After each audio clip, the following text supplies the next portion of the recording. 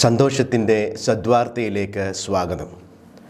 വചനിപ്പ് കാലം വിശുദ്ധ ദൈവമാതാവ് എലിസബത്തിനെ സന്ദർശിക്കുന്നു. ഇന്ന് നമുക്ക് ലഭിച്ചിരിക്കുന്ന വേദഭാഗം ലൂക്കോസിൻ്റെ സുവിശേഷം 1-ാം അധ്യായം 39 മുതൽ 56 വരെയുള്ള വാക്യങ്ങളാണ്. ഈ സുവിശേഷ ഭാഗം നമുക്ക് ശ്രവിക്കാം. ആ ദിവസങ്ങളിൽ മറിയാം യൂദയായിലെ മലമ്പ്രദേശത്തുള്ള ഒരു പട്ടണത്തിലേക്ക് തിടുക്കത്തിൽ യാത്ര പുറപ്പെട്ടു. അവൾ സഖറിയായുടെ വീട്ടിൽ പ്രവേശിച്ച് എലിസബത്തിനെ അഭിവാദനം ചെയ്തു. മറിയത്തിൻ്റെ അഭിവാദനം കേട്ടപ്പോൾ എലിസബത്തിൻ്റെ ഉദരത്തിൽ ശിശു കുതിച്ചു ചാടി. എലിസബത്ത് പരിശുദ്ധാത്മാവിന് നിറഞ്ഞവളായി. അവൾ ഉദ്ഘോഷിച്ചു, നീ സ്ത്രീകളിൽ അനുഗ്രഹീതയാണ്, നിന്റെ ഉദരഫലവും അനുഗ്രഹീതം. എൻ്റെ കർത്താവിൻ്റെ അമ്മ എൻ്റെ അടുത്ത് വരുവാനുള്ള ഈ ഭാഗ്യം എനിക്ക് എവിടെ നിന്ന്? ഇതാ, നിന്റെ അഭിവാദന സ്വരം എൻ്റെ ചെവികളിൽ പതിച്ചപ്പോൾ ശിശു എൻ്റെ ഉദരത്തിൽ സന്തോഷത്താൽ കുതിച്ചു ചാടി. കർത്താവ് അരുളി ചെയ്ത കാര്യങ്ങൾ നിറവേറുമെന്ന് വിശ്വസിച്ചവൾ ഭാഗ്യവതി. മറിയം പറഞ്ഞു, എൻ്റെ ആത്മാവ് കർത്താവിനെ മഹത്വപ്പെടുത്തുന്നു, എൻ്റെ ചിത്തം എൻ്റെ രക്ഷകനായ ദൈവത്തിൽ ആനന്ദിക്കുന്നു. അവിടുന്ന് തൻ്റെ ദാസിയുടെ താഴ്മയെ കടാക്ഷിച്ചു. ഇപ്പോൾ മുതൽ സകല തലമുറകളും എന്നെ ഭാഗ്യവതി എന്ന് പ്രകീർത്തിക്കും. ശക്തനായവൻ എനിക്ക് വലിയ കാര്യങ്ങൾ ചെയ്തിരിക്കുന്നു. അവിടുത്തെ നാമം പരിശുദ്ധമാണ്. അവിടുത്തെ ഭക്തരുടെ മേൽ തലമുറകൾ തോറും അവിടുന്ന് കരുണ വർഷിക്കും. അവിടുന്ന് തൻ്റെ ഭുജം കൊണ്ട് ശക്തി പ്രകടിപ്പിച്ചു. ഹൃദയവിചാരത്തിൽ അഹങ്കരിക്കുന്നവരെ ചിതറിച്ചു. ശക്തന്മാരെ സിംഹാസനത്തിൽ നിന്ന് മറിച്ചിട്ടു. എളിയവരെ ഉയർത്തി. വിശക്കുന്നവരെ വിശിഷ്ട വിഭവങ്ങൾ കൊണ്ട് സംതൃപ്തരാക്കി. സമ്പന്നരെ വെറും കൈയോടെ പറഞ്ഞയച്ചു. തൻ്റെ കാരുണ്യം അനുസ്മരിച്ചുകൊണ്ട് അവിടുന്ന് തൻ്റെ ദാസനായ ഇസ്രായേലിനെ സഹായിച്ചു. നമ്മുടെ പിതാക്കന്മാരായ അബ്രഹാത്തോടും അവൻ്റെ സന്തതികളോടും എന്നേക്കുമായി ചെയ്ത വാഗ്ദാനം അനുസരിച്ചു തന്നെ. മറിയം അവളോടുകൂടെ 3 മാസത്തോളം താമസിച്ചു. പിന്നെ വീട്ടിലേക്ക് മടങ്ങി. ദൈവമേ, സ്തുതി നിനക്ക് യോഗ്യമാകുന്നു. ബാറയ്ക്കുമോർ. ദൈവനാമത്തിന് മഹത്വമുണ്ടായിരിക്കട്ടെ. ഈ ബൈബിൾ ഭാഗത്തിൽ എലിസബത്തുമായുള്ള മറിയത്തിൻ്റെ കൂടിക്കാഴ്ചയെക്കുറിച്ച് ലൂക്കോസ് വിവരിക്കുന്നു. ഈ സംഭവം യോഹന്നാൻ്റെയും യേശുവിൻ്റെയും ബാല്യകാല സുവിശേഷങ്ങളെ ബന്ധിപ്പിക്കുന്ന കണ്ണിയാണ്. ലൂക്കോസ് സ്ത്രീകളോടുള്ള ഉയർന്ന ബഹുമാനത്തിനും അവർക്ക് നൽകുന്ന പ്രാധാന്യത്തിനും പേരുകേട്ട സുവിശേഷകനാണ്. ഇതിൻ്റെ ആദ്യ ഉദാഹരണം ഈ ബൈബിൾ ഭാഗത്ത് വരുന്നു. യോഹന്നാൻ സ്നാപകൻ്റെ അമ്മ എലിസബത്ത്, മിശിഹായുടെ അമ്മ മറിയം എന്നീ 2 സ്ത്രീകളിലേക്കാണ് ഇവിടെ നമ്മുടെ ശ്രദ്ധയെ സുവിശേഷകൻ കേന്ദ്രീകരിക്കുന്നത്. അവർ 2 പേരും ദൈവഭക്തരായ സ്ത്രീകളായിരുന്നു. 2 പേരും ലളിതമായ സാമൂഹികവും സാമ്പത്തികവുമായ ചുറ്റുപാടിൽ നിന്നുള്ള സ്ത്രീകളും ആയിരുന്നു. ലൂക്കോസിൻ്റെ സുവിശേഷം 1-ാം അധ്യായം 36 മുതൽ 59 വരെയുള്ള ഈ ഭാഗം മറിയത്തിൻ്റെ യാത്രയുടെയും അവളുടെ വീട്ടിലേക്കുള്ള മടങ്ങിവരവിൻ്റെ പശ്ചാത്തലത്തിൽ ഒരു സ്വതന്ത്ര ഭാഗമായിട്ട് വേറിട്ട് നിൽക്കുന്നു. മറിയം തൻ്റെ ഗർഭത്തിൻ്റെ 6-ാം മാസത്തിൽ എലിസബത്തിനെ സന്ദർശിച്ച് 3 മാസം അവളോടൊപ്പം ജീവിച്ചു. ഇതിനർത്ഥം സ്നാപയോഹന്നാൻ്റെ ജനനം വരെ മറിയം എലിസബത്തിനോടൊപ്പം താമസിച്ചു എന്നാണ്. ഈ ബൈബിൾ ഭാഗം ഇപ്രകാരം ക്രമീകരിച്ചിരിക്കുന്നു. 1-ാം അധ്യായം 39 മുതൽ 41 വരെയുള്ള വാക്യങ്ങൾ ആഖ്യാനത്തിൻ്റെ ആമുഖമായി അവതരിപ്പിക്കുന്നു. മറിയം എലിസബത്തിനെ കാണാൻ പുറപ്പെട്ടു. മറിയത്തിൻ്റെ ആശംസകൾ, എലിസബത്തിൻ്റെ കുഞ്ഞിൻ്റെ പ്രതികരണം. 1-ാം അധ്യായം 42 മുതൽ 45 വരെയുള്ള വാക്യങ്ങൾ മറിയത്തിന് എലിസബത്തിൻ്റെ ആശീർവാദം അല്ലെങ്കിൽ പ്രശംസ. 1-ാം അധ്യായം 46 മുതൽ 50 വരെയുള്ള വാക്യങ്ങൾ മറിയം ദൈവത്തെ സ്തുതിക്കുന്നു, കാരണം അവൻ മറിയത്തെ വ്യക്തിപരമായി രക്ഷിച്ചു. 1-ാം അധ്യായം 56-ാം വാക്യം ആഖ്യാനത്തിൻ്റെ ഉപസംഹാരമായി കാണാം. എലിസബത്തിൽ നിന്ന് മറിയം വീട്ടിലേക്ക് മടങ്ങുന്നു. ഈ ഭാഗം മുൻപത്തെ 2 വേദഭാഗങ്ങൾ സഖറിയായ്ക്കുള്ള സന്ദേശവും മറിയത്തിനുള്ള സന്ദേശവും സംയോജിപ്പിക്കുന്നു. ഇവിടുത്തെ പ്രതിപാദ്യം പ്രഖ്യാപനത്തിൽ നിന്ന് പൂർത്തീകരണത്തിലേക്ക് ഉള്ള മാറ്റമാണ്. 2 കുട്ടികളിലൂടെ ദൈവം മനുഷ്യ ചരിത്രത്തിൽ പ്രവർത്തിക്കുന്നു. പ്രവചനം അല്ലെങ്കിൽ സന്ദേശം 2 തലങ്ങളിൽ നൽകപ്പെടുന്നു. ദൃശ്യവും അദൃശ്യവുമായ തലങ്ങൾ. ദൃശ്യതലത്തിൽ പ്രവചനത്തിൻ്റെ പൂർത്തീകരണം മറിയത്തിലൂടെയും എലിസബത്തിലൂടെയുമാണ്. എന്നാൽ അദൃശ്യമായ തലം കുട്ടികളുടെ പ്രതികരണത്തെക്കുറിച്ചുള്ള സൂചനകളിലൂടെയും കാവ്യാത്മകമായ ഭാഷയിലൂടെയും പ്രകടിപ്പിക്കുന്നു. മറിയം ജെറുസലേം സ്ഥിതി ചെയ്യുന്ന മലമ്പ്രദേശത്തേക്ക് യൂദയായിലെ ഒരു പട്ടണത്തിലേക്ക് തിടുക്കത്തിൽ യാത്ര പോകുന്നു. മാലാഖ അവളോട് ഒരു കൽപ്പനയും നൽകിയില്ല. ആത്മാവിൻ്റെ പ്രചോദനമനുസരിച്ചാണ് മറിയം അവിടെ പോകുന്നത്. മറിയം അവിടെ പോകുന്നത് തനിക്ക് ലഭിച്ചതായ മാലാഖയുടെ അറിയിപ്പ് സ്ഥിരീകരിക്കാനല്ല, മറിച്ച് ആ അറിയിപ്പിനനുസരിച്ച് എലിസബത്തിൻ്റെ സന്തോഷത്തിൽ പങ്കുചേരുവാനാണ്. അങ്ങനെ മറിയത്തിൻ്റെ യാത്ര അടിസ്ഥാനപരമായി ഒരു സ്വതന്ത്രമായ തിരഞ്ഞെടുപ്പാണ്. ഈ ബൈബിൾ ഭാഗത്ത് എഴുന്നേൽക്കുക, ഉയർക്കുക, റൈസപ്പ്, ഹാവിങ് റിസണപ്പ് എന്ന വാക്ക് പലതവണ ഉപയോഗിച്ചിട്ടുണ്ട്. 39 വാക്യത്തിൽ മറിയം ആദ്യം ചെയ്യുന്നത് ഇതുതന്നെയാണ്. ഈ വാക്ക് ഗ്രീക്ക് മൂലത്തിൽ നമ്മൾ നോക്കുകയാണെങ്കിൽ അനസ്താസ എന്ന ഈ വാക്ക് ഉയർപ്പ് ഞായറാഴ്ച യേശു മരിച്ചവരിൽ നിന്നോ ഉയർത്തെഴുന്നേറ്റു എന്നതിനെ വിവരിക്കുന്ന അതേ ക്രിയ തന്നെയാണ്. അങ്ങനെയാകുമ്പോൾ ഈ വാക്ക് ഈ വേദഭാഗത്ത് പല ഭാഗത്ത് ഉപയോഗിച്ചിരിക്കുന്നത് ഇതിൻ്റെ ക്രിസ്തു ദർശനത്തിലേക്ക് നമ്മളുടെ ശ്രദ്ധയെ തിരിക്കുന്നു. അവൾ എലിസബത്തിനെ അഭിവാദനം ചെയ്തപ്പോൾ സ്നാപക യോഹന്നാൻ എലിസബത്തിൻ്റെ ഉദരത്തിൽ സന്തോഷത്താൽ കുതിച്ചു ചാടി. അതുപോലെ തന്നെ ഈ സന്തോഷത്താൽ കുതിച്ചു ചാടി എന്ന ക്രിയ പഴയ നിയമത്തിൽ സാധാരണ രീതിയിൽ കുതിച്ചു ചാടുക എന്നുള്ളത് ഗർഭസ്ഥ ശിശുവിൻ്റെ സ്വാഭാവിക ചലനത്തെ നമ്മൾ സൂചിപ്പിക്കുന്നതായി കാണുന്നുണ്ട്. ഉൽപ്പത്തി പുസ്തകം 25 അധ്യായം 22 വാക്യത്തിൽ. എന്നാൽ കർത്താവിൻ്റെ വരവിൽ അല്ലെങ്കിൽ ഉടമ്പടിയുടെ പെട്ടകം വന്നപ്പോൾ ദാവീദ് സന്തോഷത്താൽ നൃത്തം ചെയ്തു എന്ന ഈ വാക്കിനെയും ഈ സന്തോഷത്താൽ കുതിച്ചു ചാടി എന്ന ഏൻ അഗലിസൈ എന്ന വാക്ക് സൂചിപ്പിക്കുന്നുണ്ട്. അതുകൊണ്ട് എലിസബത്ത് 1:41 പരിശുദ്ധാത്മാവിനാൽ നിറഞ്ഞവളായി എന്ന പദപ്രയോഗം സൂചിപ്പിക്കുന്നത് പരിശുദ്ധാത്മാവിനാൽ നിറയുന്നത് യോഹന്നാന് മുൻപ് തന്നെ വാഗ്ദത്തം ചെയ്യപ്പെട്ടിരുന്നു എന്നതാണ്. 1 അധ്യായം 15 വാക്യത്തിൽ യേശുവിൻ്റെ സാന്നിധ്യത്തിൽ യോഹന്നാന് മാത്രമല്ല അവൻ്റെ അമ്മയ്ക്കും കൂടി ലഭിക്കുന്ന ദൈവാനുഗ്രഹത്തെ പറ്റിയാണ് സുവിശേഷകൻ ഇവിടെ വിവരിക്കുന്നത്. അവർ രണ്ടുപേരും പരിശുദ്ധാത്മാവിനാൽ നിറയുന്നു. എലിസബത്തിൻ്റെ പ്രവചനം ദൈവത്തിൽ നിന്നുള്ള ഒരു വെളിപാടിൻ്റെ ഫലമാണ്. അവളുടെ വാക്കുകൾ ഇതിനകം ആരംഭിച്ച യേശു ക്രിസ്തുവിൻ്റെ മനുഷ്യാവതാരത്തെ സൂചിപ്പിക്കുന്നു. ഇവിടെ അമ്മമാരുടെ ദൃശ്യമായ സാന്നിധ്യത്തെക്കാൾ കുട്ടികളുടെ അദൃശ്യമായ സാന്നിധ്യമാണ് പ്രധാനം. ഗർഭപാത്രത്തിലായിരിക്കുന്ന കുഞ്ഞുങ്ങളിലൂടെ ദൈവത്തിൻ്റെ രക്ഷാകര പ്രവർത്തനത്തിൻ്റെ ഗുണഭോക്താക്കളായ 2 സ്ത്രീകളിലേക്കാണ് ലൂക്കോസ് ഇവിടെ നമ്മുടെ ശ്രദ്ധയെ കേന്ദ്രീകരിക്കുന്നത്. ഇതിലൂടെ ഭ്രൂണഹത്യ സാധാരണമായ ഇക്കാലത്ത് വളരെ പ്രസക്തമായ ഒരു ചോദ്യം ഈ വേദഭാഗം നമ്മുടെ മുമ്പിൽ വയ്ക്കുന്നുണ്ട്. ഈ ഗർഭപാത്രത്തിലായിരിക്കുന്ന കുഞ്ഞുങ്ങൾ എല്ലാം തന്നെ അവരുടെ അമ്മമാർക്ക് അനുഗ്രഹത്തിൻ്റെ കാരണമായി തീരാൻ പറ്റുകയില്ലേ? 1 അധ്യായം 43 വാക്യത്തിൽ ആണ് യേശുവിനെ ആദ്യമായിട്ട് ലൂക്കോസിൻ്റെ സുവിശേഷത്തിൽ കർത്താവ് എന്ന് വിളിക്കുന്നത്, ക്യൂറിയോസ്. ഇത് വിശ്വാസി സമൂഹം ഉയർത്തെഴുന്നേറ്റ യേശുവിന് നൽകുന്ന പേരാണ്. ലൂക്കോസ് 1 അധ്യായം 31 മുതൽ 33 വരെയുള്ള വാക്യങ്ങൾ, 35 വാക്യങ്ങളിലെല്ലാം മറിയത്തോടുള്ള ദൂതൻ്റെ അറിയിപ്പിൻ്റെ പശ്ചാത്തലവുമായുള്ള ബന്ധം യേശുവിൻ്റെ രാജാവായ മിശിഹ എന്ന വ്യക്തിത്വത്തെക്കുറിച്ചുള്ള ഒരു ധാരണ നൽകുന്നുണ്ട്.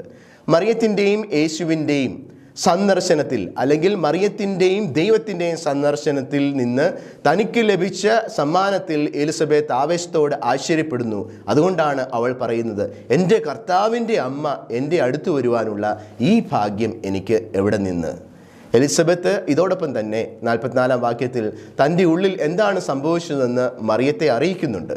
ദൈവപുത്രൻ്റെ മനുഷ്യാവതാരത്തെ എലിസബത്ത് ശരിയായി വ്യാഖ്യാനിക്കുന്നത് ആത്മാവിൻ്റെ പ്രവർത്തനത്തിലൂടെയാണ്.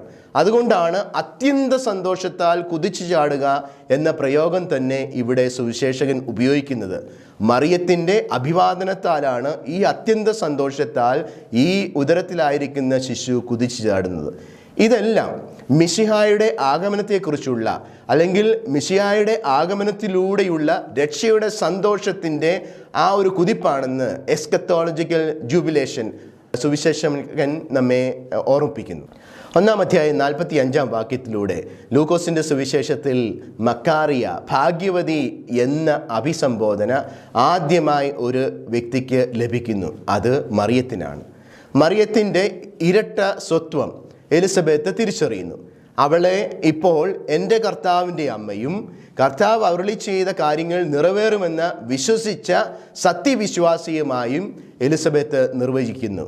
കർത്താവിൻ്റെ അമ്മയാകുക എന്നത് നസ്രത്തിലെ കന്യകയുടെ സവിശേഷവും അതുല്യവും ആവർത്തിക്കാനാവാത്തതുമായ ഒരു സ്വഭാവമാണ്.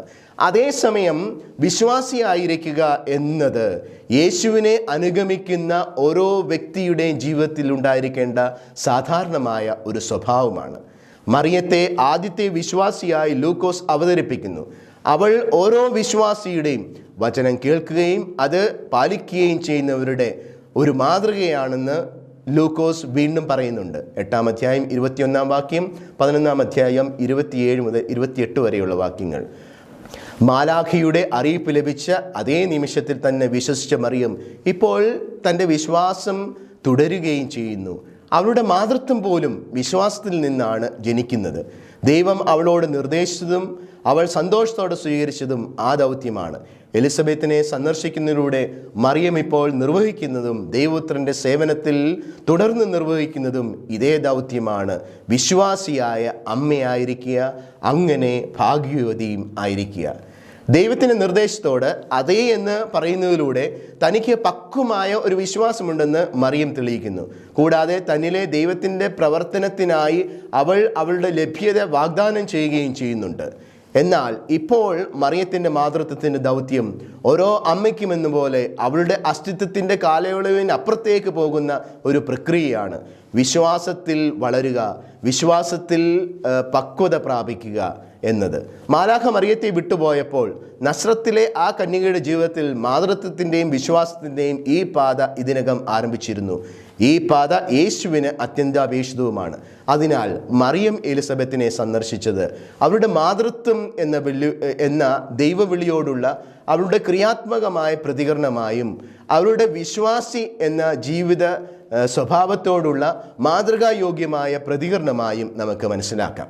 മറിയത്തിൻ്റെ സ്തോത്രഗീതമാണ് ഈ വേദഭാഗത്തിൻ്റെ 2-ാം ഭാഗത്ത് നമ്മൾ കാണുന്നത്. ആദ്യ ഭാഗത്ത് എലിസബത്തിൻ്റെ സ്തോത്രഗീതവും അനുഭവവും വിവരിക്കുന്നതോടൊപ്പം മറിയത്തിൻ്റെ സ്തോത്രഗീതം ഇത് യഹൂദ ക്രൈസ്തവ പശ്ചാത്തലത്തിലുള്ള ഒരു സങ്കീർത്തനമാണെന്നാണ് പൊതുവെയുള്ള അഭിപ്രായം. പഴയ നിയമ ഗ്രന്ഥങ്ങളിൽ നിന്ന് കടമെടുത്ത ഒരു ഭാഷ ഇതിനുണ്ട്. തീർച്ചയായും ക്രിസ്തുവിലൂടെയുള്ള രക്ഷയുടെ പുതുമ ഈ ഭാഗം അവതരിപ്പിക്കുന്നു. സ്തോത്രഗീതത്തിൻ്റെ ആദ്യ ഭാഗത്ത് 46 മുതൽ 50 വരെയുള്ള വാക്യങ്ങൾ പരാമർശിക്കപ്പെടുന്നത് മറിയവും ദൈവവും തമ്മിലുള്ള ആത്മബന്ധത്തെ പറ്റിയും ദൈവത്തിൽ നിന്ന് മറിയത്തിന് ലഭിച്ച അനുഗ്രഹത്തെ പറ്റിയുമാണ്.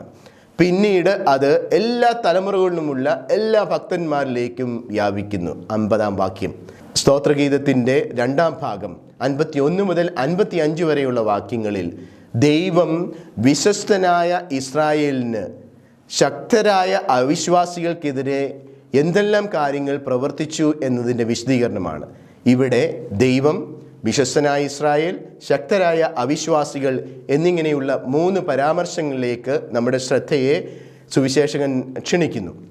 ദൈവത്തെ പ്രഥമ സ്ഥാനത്ത് സ്ഥാപിക്കാതെ അവനെ അവഗണിക്കുകയും ദരിദ്രരെ അടിച്ചമർത്തുകയും ചെയ്യുന്നവരാണ് ശക്തരായ അവിശ്വാസികൾ എന്ന് സുവിശേഷകൻ വിശദീകരിക്കുന്നു. യേശുവിൻ്റെ പുനരുദ്ധാനത്തിൻ്റെ സന്തോഷകരവും അവിശ്വസനീയമായ അനുഭവമാണ് സ്തോത്രഗീതത്തെ വ്യാഖ്യാനിക്കാനുള്ള മാനദണ്ഡം. ദൈവകൃപയുടെ പ്രവർത്തനത്തോടുള്ള ഒരു ശിഷ്യൻ്റെ മികച്ച പ്രതികരണമാണ് മറിയത്തിൻ്റെ സ്തോത്രഗീതം. ഈ ബൈബിൾ ഭാഗത്തിലൂടെ ദൈവം ചെയ്യുന്ന ഒരു വലിയ കാര്യം ശ്രദ്ധിക്കാൻ ലൂക്കോസ് നമ്മെ ക്ഷണിക്കുന്നു. ഇത് സാധാരണ കാര്യങ്ങളെ തലകീഴായി മാറ്റുന്നതിനെക്കുറിച്ചാണ്. എളിയവരെ ഉയർത്തുകയും ഭൂമിയിലെ വലിയവരെ താഴ്ത്തുകയും ചെയ്യുന്നു. ഈ സംഭവങ്ങൾ ഒരു പുതിയ ലോകം സൃഷ്ടിക്കുന്നതിലേക്കാണ് വിരൽ ചൂണ്ടുന്നതെന്ന് ലൂക്കോസ് പറയുന്നു. കാരണം ദൈവത്തിന് ഒന്നും അസാധ്യമല്ല.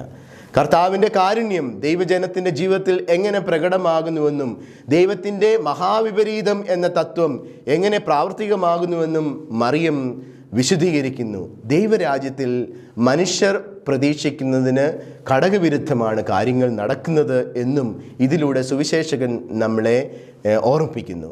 അബ്രഹാമിനോടും മോശയോടും ദാവീദിനോടുമുള്ള ദൈവത്തിൻ്റെ ഉടമ്പടിയെ പരാമർശിച്ചുകൊണ്ട് പഴയ നിയമത്തിൻ്റെ പ്രതീക്ഷകൾ യേശു പൂർണ്ണമായി നിറവേറ്റുന്നുവെന്നും അവൻ്റെ രക്ഷ അഭിവാജ്യമാണെന്നും അത് മുഴുവൻ മനുഷ്യരാശിയിലേക്കും നയിക്കപ്പെടുമെന്നും തുറക്കപ്പെടുകയും ചെയ്യുന്നുവെന്നും ലൂക്കോസ് സൂചിപ്പിക്കുന്നു. മറിയത്തിൻ്റെ സ്തുതിഗീതത്തിൽ വ്യത്യസ്തവും എന്നാൽ പരസ്പര ബന്ധിതവും അഭിവാജ്യവുമായ 3 തലങ്ങൾ ഉണ്ടെന്ന് ബൈബിൾ പണ്ഡിതന്മാർ ചൂണ്ടിക്കാട്ടുന്നു. ഒന്നാമതായി, തന്നെ ഭയപ്പെടുകയും സേവിക്കുകയും ചെയ്യുന്നവർക്ക് അനുകൂലമായും അഹങ്കാരികൾക്കും ശക്തർക്കും എതിരായും ദൈവം ഇടപെടുന്ന മതാത്മകമായ തലം. രണ്ടാമത്തേത്, കുടുംബത്തെ അടിസ്ഥാനമാക്കി ദൈവം മനുഷ്യർ തമ്മിലുള്ള ബന്ധത്തെ നിർദ്ദേശിക്കുന്ന അതിൻ്റെ സാമൂഹിക രാഷ്ട്രീയ തലം. മൂന്നാമതായിട്ട്, രക്ഷാകര ദൗത്യത്തെ സ്വാഗതം ചെയ്യാൻ അബ്രഹാമിൻ്റെ സന്തതിയായ ഇസ്രായേലിനെ ക്ഷണിക്കുന്ന വംശീയ തലം.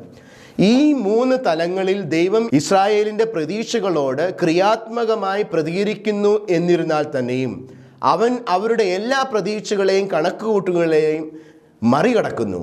വാസ്തവത്തിൽ തൻ്റെ ശുശ്രൂഷയിൽ ദൈവരാജ്യം എല്ലാവർക്കും വേണ്ടിയുള്ളതാണെന്ന് പ്രഖ്യാപിച്ചുകൊണ്ട് യഹൂദരുടെ മതപരവും ധാർമ്മികവും സാമൂഹികവും വംശീയവുമായ കാഴ്ചപ്പാടുകളെ യേശു നവീകരിക്കുകയും മാറ്റിമറിക്കുകയും ചെയ്യുന്നുണ്ട്. മറിയത്തിൻ്റെ സ്തുതിഗീതം സാമുവേലിൻ്റെ അമ്മയായ ഹന്നായുടെ, സാമുവേലിൻ്റെ 1-ാം പുസ്തകം 2-ാം അധ്യായം 1 മുതൽ 10 വരെയുള്ള ഭാഗങ്ങളിൽ കാണുന്ന സ്തുതിഗീതത്തിന് സമാനമാണ്. ഇവിടെ 2 പേരും കർത്താവിനെ മഹത്വപ്പെടുത്തുന്നു. മറിയത്തിൻ്റെ സ്തോത്രഗീതത്തിൻ്റെ യഥാർത്ഥ പശ്ചാത്തലം പുറപ്പാടിൻ്റെ സംഭവമാണ്. കടലിൻ്റെ ഗാനം എന്ന് അറിയപ്പെടുന്ന മോശയുടെ സഹോദരിയായ മിറിയത്തിൻ്റെ ഇസ്രായേൽ ജനതയെ കടലിൽ നിന്ന് രക്ഷപ്പെടുത്തതിനെ ഓർത്ത് നടത്തുന്നതായ ആ സ്തോത്രഗീതത്തിനോട് ഇതിന് അനേകം സാമ്യമുണ്ട്. പുറപ്പാട് പുസ്തകം 15-ാം അധ്യായം 1 മുതൽ 18 വരെയുള്ള വാക്യങ്ങളിൽ നമുക്കത് കാണാം. എന്നാൽ മോശയുടെ സഹോദരിയായ മിറിയത്തിൽ നിന്ന് വ്യത്യസ്തമായി ലോകത്തിലെ ശക്തരായ ആളുകൾ കാരണം സാമ്പത്തികവും സാമൂഹികവുമായ വെല്ലുവിളികൾ നേടുന്ന പരിശുദ്ധ സഭയുടെ നാമത്തിലാണ് പരിശുദ്ധ ദൈവമാതായ മറിയം ദൈവത്തെ സ്തുതിക്കുന്നത്. എന്തെന്നാൽ ക്രിസ്തുവിലൂടെ ലഭിക്കുന്ന രക്ഷ അവനോടുള്ള സഭയുടെ വിശ്വസ്തതയിലും അനുരൂപണത്തിലും അത് ഏതു തരത്തിലുള്ള അനീതിയേക്കാളും അക്രമത്തെക്കാളും ശക്തമാകുന്നുവെന്ന് സഭ അനുഭവിക്കുന്നു. ഭീഷണിപ്പെടുത്തുന്ന ഇന്നത്തെ സാഹചര്യങ്ങളെ അഭിമുഖീകരിക്കുമ്പോൾ അബ്രഹാമിൽ തുടങ്ങി പിതാക്കന്മാർക്കുള്ള വാഗ്ദാനങ്ങളുടെ തുടർച്ചയായി തൻ്റെ ദാസനായ ഇസ്രായേൽ ജനതയ്ക്ക് പ്രയോജനം ചെയ്യുന്നതായ ദൈവത്തിൻ്റെ അസാധാരണമായ പ്രവർത്തനങ്ങളിലേക്ക് സുവിശേഷകൻ നമ്മളുടെ ശ്രദ്ധയെ ക്ഷണിക്കുന്നുണ്ട്. ദൈവത്തിൻ്റെ രഹസ്യാത്മകമായ പ്രവർത്തനത്തിന് മാനദണ്ഡം കണ്ടെത്തുന്നതിലേക്ക് മറിയത്തിൻ്റെ സ്തോത്രഗീതം നമ്മെ നയിക്കുന്നു.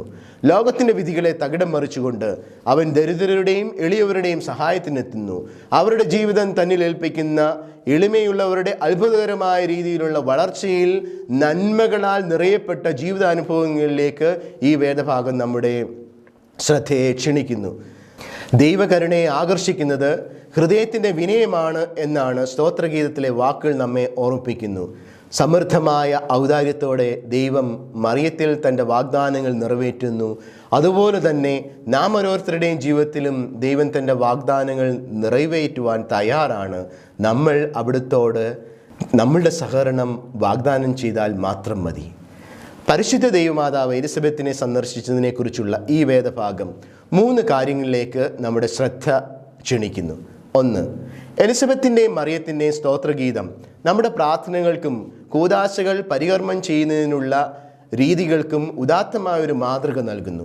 നമ്മുടെ പ്രാർത്ഥനയുടെ ഭാഷ ദൈവവചനത്തിൻ്റെയും കൂദാശയുടെ അർത്ഥതലങ്ങൾ മനസ്സിലാക്കി അതിനെക്കുറിച്ചുള്ള ധ്യാനത്തിൻ്റെയും ഫലം ആയിരിക്കണമെന്ന് ഈ വേദഭാഗം നമ്മെ ഓർമ്മിപ്പിക്കുന്നു. ഈ 2 ദൈവഭക്തരായ സ്ത്രീകളുടേതായി നമ്മളുടെ പ്രാർത്ഥനകളും കൂദാശ പരികർമ്മങ്ങളും ആരാധന അനുഷ്ഠാനവും നാം താരതമ്യം ചെയ്യുകയാണെങ്കിൽ അവ ആഴം കുറഞ്ഞതെന്ന് നമുക്ക് ചിലപ്പോഴൊക്കെ മനസ്സിലാകും. മിക്കപ്പോഴും നമ്മുടെ സ്തുതിയോ ആരാധനയോ നമ്മുടെ സുഖകരവും ആനന്ദകരവുമായ അനുഭവങ്ങളെ അടിസ്ഥാനമാക്കിയുള്ളതാണ്. നമ്മുടെ സ്തുതി പ്രാഥമികമായി ദൈവം നമുക്ക് വേണ്ടി ചെയ്തതിൽ ശ്രദ്ധ കേന്ദ്രീകരിക്കുന്നു. നമ്മുടെ പ്രാർത്ഥന എലിസബത്തിൻ്റെയും മറിയത്തിൻ്റെയും പോലെ ദൈവത്തെ മഹത്വപ്പെടുത്തുക മാത്രമല്ല, അത് കേൾക്കുന്നവരെ പ്രചോദിപ്പിക്കുകയും പ്രോത്സാഹിപ്പിക്കുകയും ഉദാത്തീകരിക്കുകയും വേണം. പലപ്പോഴും നമ്മുടെ പ്രാർത്ഥനകളും കൂദാശ അനുഷ്ഠാനങ്ങളും വെറും പ്രഹസനങ്ങളായി മാറിപ്പോകുന്നതിന് കാരണം ഈ ഒരു ദർശനത്തിൻ്റെ കുറവാണ്. ദൈവത്തെക്കാൾ മറ്റുള്ളവർക്ക് ചില സന്ദേശം കൈമാറുവാൻ നമ്മൾ ഈ അവസരങ്ങളെ ഉപയോഗിക്കാറുണ്ട്. മറിയത്തിൻ്റെ സ്തോത്രഗീതം ദൈവത്തെ അഭിസംബോധന ചെയ്തു. താൻ ദൈവത്തെ ആരാധിക്കുന്ന അതേ സമയത്ത് തന്നെ മറിയം എലിസബത്തിനെ ഈ ആരാധനയിലേക്കും ദൈവാനുഭവത്തിലേക്കും ദൈവിക പ്രചോദനത്തിലേക്കും നയിച്ചു. ഇതുതന്നെയായിരിക്കട്ടെ നമുക്കുള്ള മാതൃക. രണ്ടാമതായി, മറിയത്തിൻ്റെ സ്തോത്രഗീതത്തെക്കുറിച്ച് ലൂക്കോസ് നമുക്ക് നൽകിയ വിവരണം ശിഷ്യത്വ പ്രക്രിയയിൽ നമ്മെ പഠിപ്പിക്കുകയും പ്രചോദിപ്പിക്കുകയും വേണം. വിശ്വാസത്തിൽ അധിഷ്ഠിതമായ ശിഷ്യത്വത്തിൻ്റെ പരിവർത്തനത്തിൻ്റെ മാതൃക നമ്മളുടെ ജീവിതത്തിലേക്ക് നമ്മൾ സ്വീകരിക്കേണ്ടത് ആവശ്യമാണ്. ഇതിന് നമ്മളെ സഹായിക്കുന്നതാണ് ദൈവവചനത്തിൻ്റെ പാരായണം.